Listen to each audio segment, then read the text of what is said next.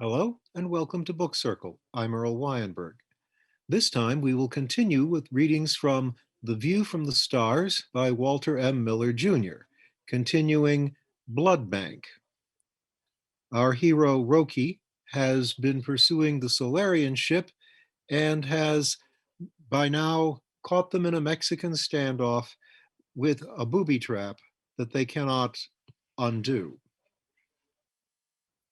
The Solarian's lips pulled back from his heavy teeth and his jaw muscles began twitching. Roki looked at his watch. You have 7 minutes to get your transmitter set up with me at the key. We'll talk when I keep us intact. The commander hesitated, then nodded to one of the guards who promptly left the room. Very well, Man-Thing. We will set it up temporarily. He paused to smile arrogantly. You have much to learn about our race, but you have little time in which to learn it. What do you mean? Just this. This transmitter and the whole apparatus will shut down after a certain period of time. Roki stiffened. Just how do you propose to do it? Fool, by waiting until the signals stop. You obviously must have set a time limit on it. I would guess a few hours at the most. It was true, but he had hoped to avoid mentioning it. The power to the control circuits would be interrupted after 4 hours, and the booby trap would be deactivated. For if he hadn't achieved his goal by then, he meant to neglect a signal during the last half hour and let the seaward lurch tear them apart. He nodded slowly. You're quite right. You have 4 hours in which to surrender your ship into my control. Maybe.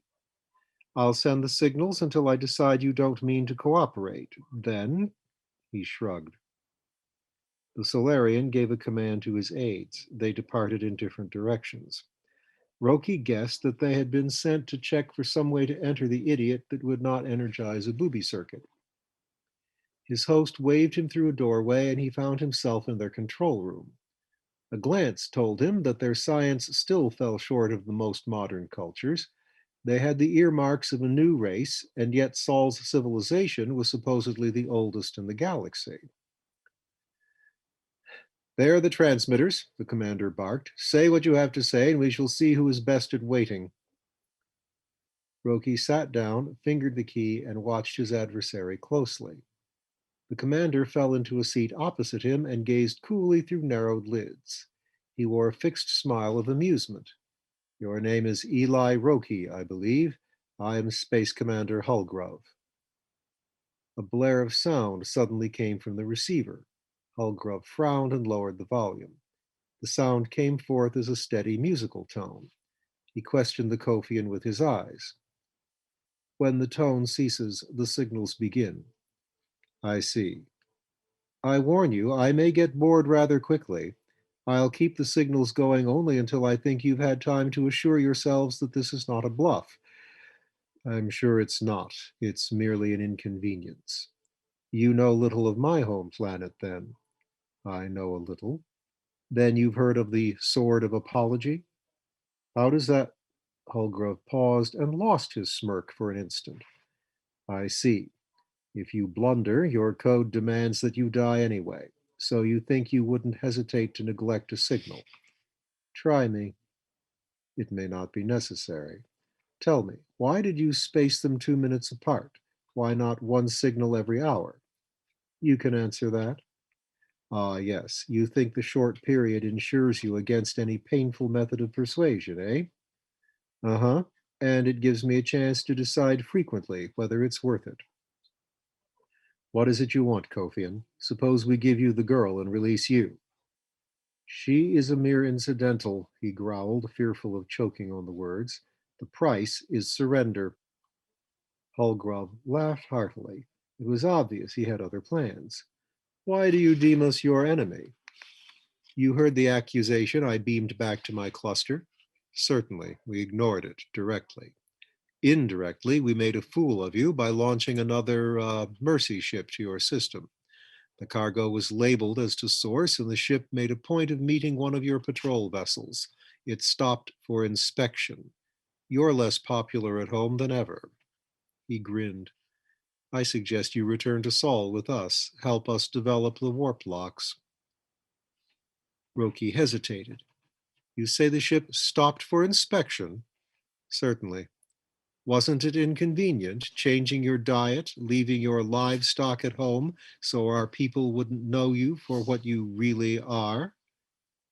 Holgrove stiffened slightly, then nodded. Good guess. Cannibal? Not at all. I am not a man. They stared fixedly at one another. The Kofian felt the clammy cloak of hate creeping about him. The tone from the speaker suddenly stopped. A moment of dead silence. Roki leaned back in his chair. I'm not going to answer the first signal. The commander glanced through the doorway and jerked his head.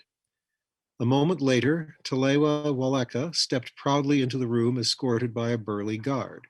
She gave him an icy glance and said nothing. Daleth, she made a noise like an angry cat and sat where the guard pushed her. They waited. The first signal suddenly screeched from the receiver, two series of short bleats of 3 different notes.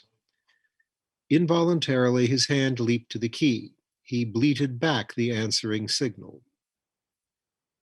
Daleth wore a puzzled frown. Ilgen times Ufneg is Horksigen, she muttered in translation.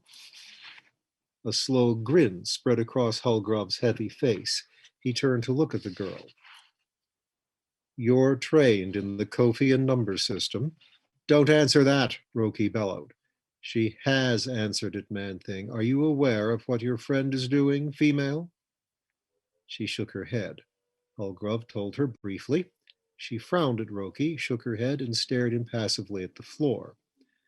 Apparently, she was either drugged or had learned nothing about the Solarians to convince her that they were enemies of the galaxy. Tell me, Daleth, have they been feeding you well? She hissed at him again. Are you crazy? Holgrove chuckled. He is trying to tell you that we are cannibals. Do you believe it? Fright appeared in her face for an instant, then disbelief. She stared at the commander, saw no guilt in his expression. She looked scorn at Roki. Listen, Daleth, that's why they wouldn't stop. Human livestock aboard. One look in their holds and we would have known, seen through their guise of mercy, recognized them as self-styled supermen, guessed their plans for galactic conquest. They breed their human cattle on their home planet and make it a business of selling the parts. Their first weapon is infiltration into our confidence. They knew that if we gained an insight into their bloodthirsty culture, we would crush them. You're insane, she snapped. No, why else would they refuse to stop? Technical secrets? Baloney. Their technology is still inferior to ours. They carry a cargo of hate, our hate, riding with them unrecognized. They couldn't afford to reveal it. Holgrove laughed uproariously. The girl shook her head slowly at Roki as if pitying him. It's true, I tell you. I guessed, sure, but it was pretty obvious they were taking their Surgibank supplies by murder, and they contend they're not men. They guard their ships so closely, live around them while in port, and he admitted it to me. The second signal came. Roki answered it, then began ignoring the girl. She didn't believe him.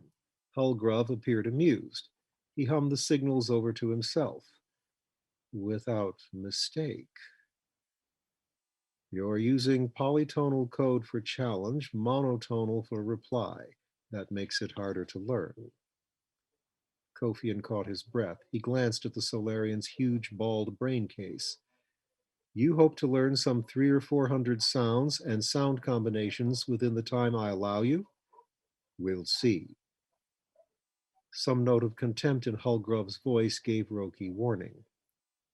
I shorten my ultimatum to 1 hour. Decide by then. Surrender or I stop answering. Learn it if you can. He can, Roki, muttered Daleth. They can memorize a whole page at a glance. Roki keyed another answer. I'll cut it off if he tries it. The commander was enduring the tension of the stalemate superbly. Ask yourself, Kofian, he grunted with a smile.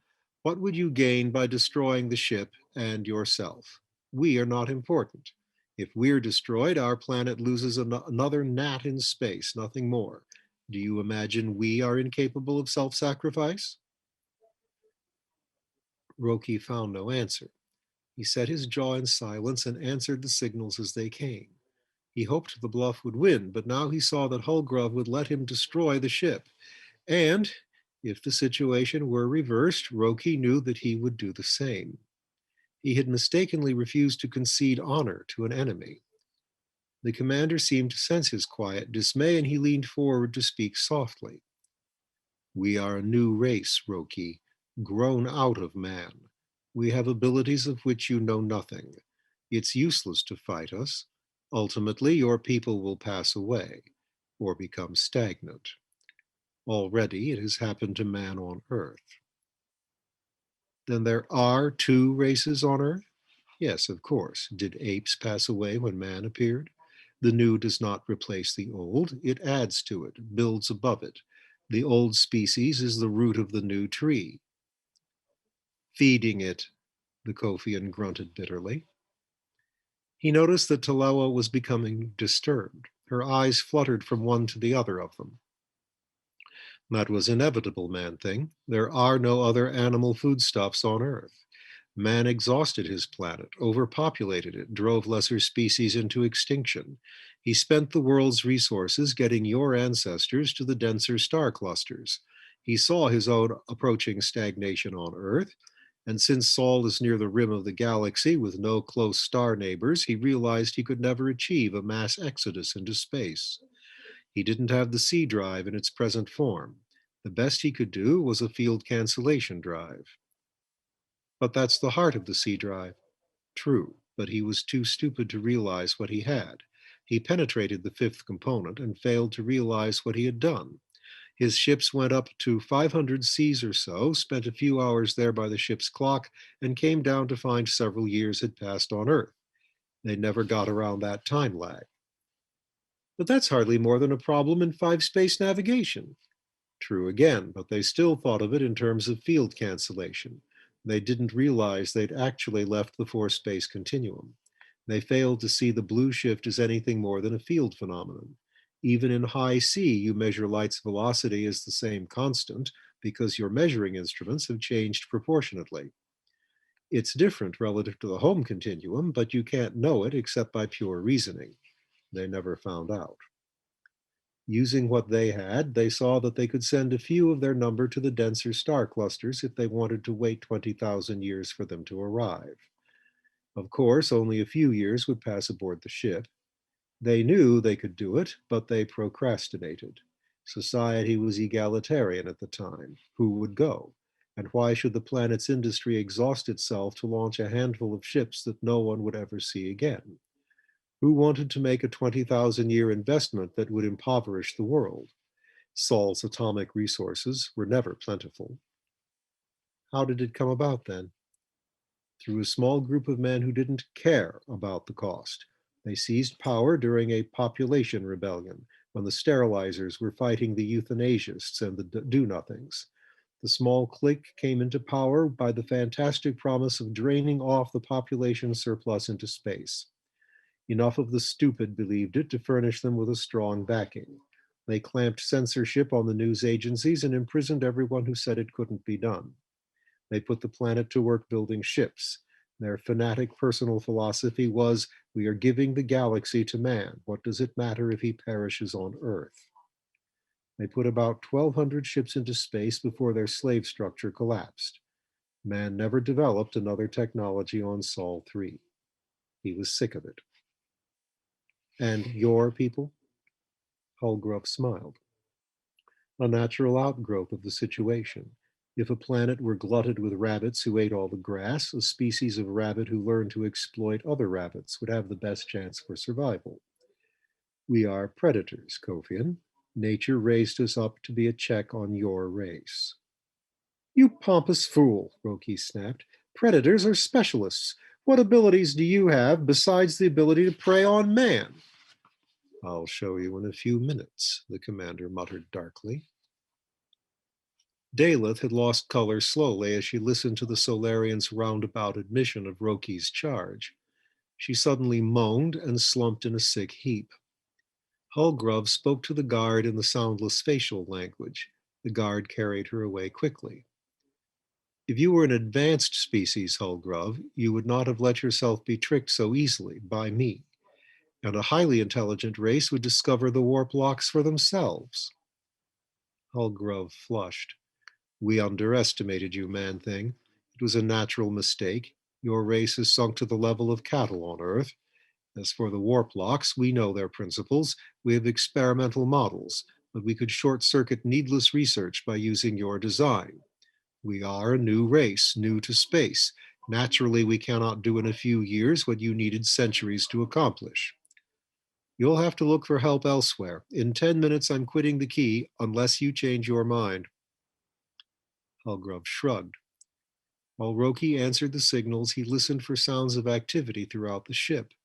He heard nothing except the occasional clump of boots, the brief mutter of a voice in the corridor, the intermittent rattling of small tools. It seemed to be no excitement or anxiety. The Solarians conducted themselves with quiet self-assurance. Is your crew aware of what is happening? Certainly. As the deadline approached, his fingers grew nervous on the key. He steeled himself and waited, clutching at each second as it marched past. What good would it do to sacrifice Daleth and himself? He would succeed only in destroying one ship and one crew. But it was a good trade, 2 pawns for several knights and a rook. And when the Solarians began their march across space, there would be many such sacrifices. For the last time, he answered a signal, then leaned back to stare at Hulgrove. 2 minutes, Solarian. There's still time to change your mind. Hulgrove only smiled. Roki shrugged and stood up. A pistol flashed into the commander's hand, warning him back. Roki laughed contemptuously. Afraid I'll try to take your last 2 minutes away.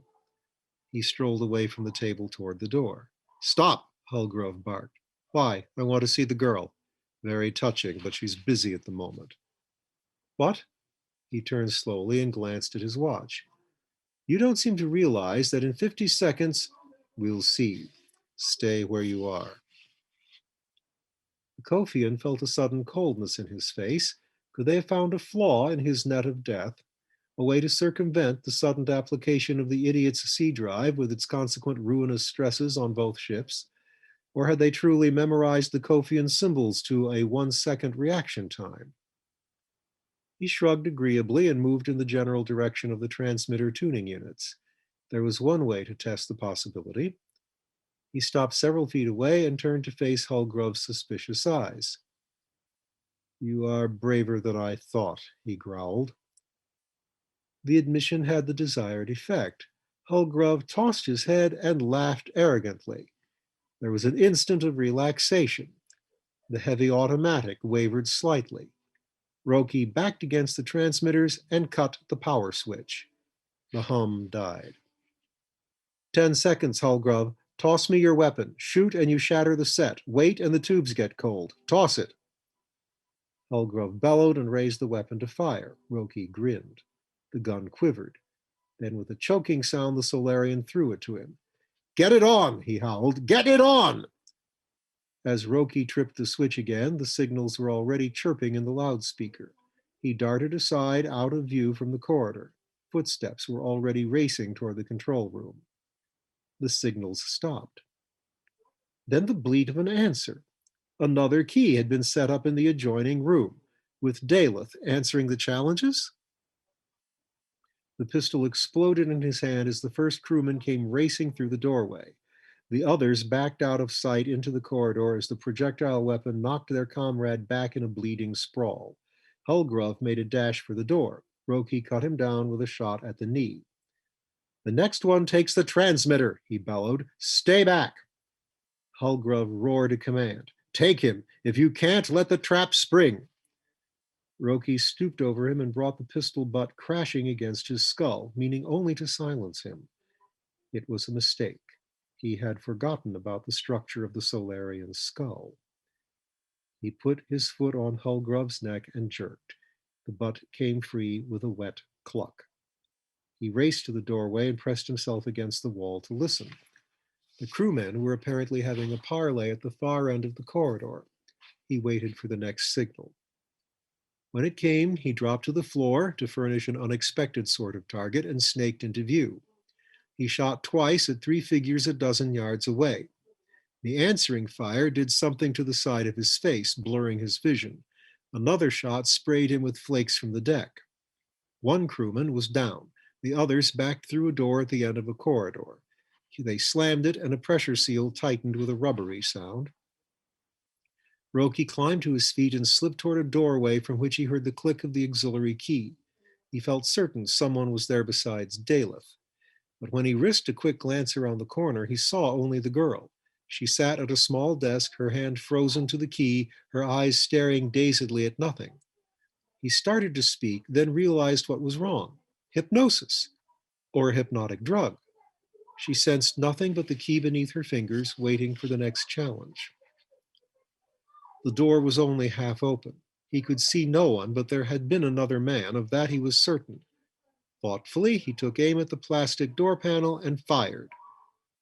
A gun skidded toward Daleth's deck. A heavy body sprawled across the floor. The girl started. The dull daze left her face to be replaced by wide-eyed shock. She clasped her hands to her cheeks and whimpered. The challenge bleated from the radio. "Answer!" he bellowed. Her hand shot to the key and just in time, but she seemed about to faint. "Stay on it," he barked and dashed back to the control room. The crewmen had locked themselves aft of the bulkhead and had started the ventilator fans. Roki heard their whine, then caught a faint odor of gas. His eyes were burning and he sneezed spasmodically. "Surrender immediately, man-thing," blared the intercom. Roki looked around, then darted toward the controls. He threw a damping voltage on the drive tubes, defocused the ion streams, and threw the reactors to full emission. The random shower of high-speed particles would spray toward the focusing coils, scatter like deflected buckshot, and loose a blast of hard X-rays as they peppered the walls of the reaction chamber. Within a few seconds, if the walls failed to melt, the crewmen back of the bulkhead should recognize the possibility of being quickly fried by the radiant inferno. The tear gas was choking him. From the next compartment, he could hear Daleth coughing and moaning. How could she hear the signals for her own weeping? He tried to watch the corridor and the reaction chamber temperature at the same time. The needle crept toward the danger point. An explosion could result if the walls failed to melt. Suddenly, the voice of the intercom again. "Shut it off, you fool! You'll destroy the ship!" He said nothing, but waited in tense silence, watching the other end of the corridor. Suddenly, the ventilator fans died. Then the bulkhead door opened a crack and paused. "Throw out your weapon first," he barked. A gun fell through the crack and to the floor. The Solarian slipped through, sneezed, and rubbed his eyes. "Turn around and back down the corridor." The crewman obeyed slowly. Roki stood a few feet behind him, using him for a shield while others emerged. The fight was gone out of them. It was strange, he thought. They were willing to risk the danger of the idiot's sea drive, but they couldn't stand being locked up with a runaway reactor. They could see death coming. He throttled back the reactors and prodded the men toward the storage rooms. There was only one door that suggested a lockup. He halted the prisoner in the hallway and tried the bolt. "Not in there, man-thing," growled the Solarians. "Why not?" "There are—" A muffled wail from within the compartment interrupted the explanation. It was the cry of a child. His hand trembled on the bolt. "They're wild and we are weaponless," pleaded the Solarian. "How many are in there?" "4 adults, 3 children." Roki paused. "There's nowhere else I can put you. One of you there, go inside and we'll see what happens." The man shook his head stubbornly in refusal. Roki repeated the order. Again the man refused. The predator, unarmed, was afraid of its prey. The Kofian aimed low and calmly shot him through the leg. "Throw him inside," he ordered tonelessly. With ill-concealed fright for their own safety, the other two lifted their screaming comrade. Roki swung open the door and caught a brief glimpse of several human shadows in the gloom. Then the Solarian was thrown through the doorway and the bolt snapped closed. At first there was silence, then a bull roar from some angry throat, stamping feet, then the Solarian's shriek, and a body was being dashed against the inside walls while several savage voices roared approval. The 2 remaining crewmen stood in stunned silence.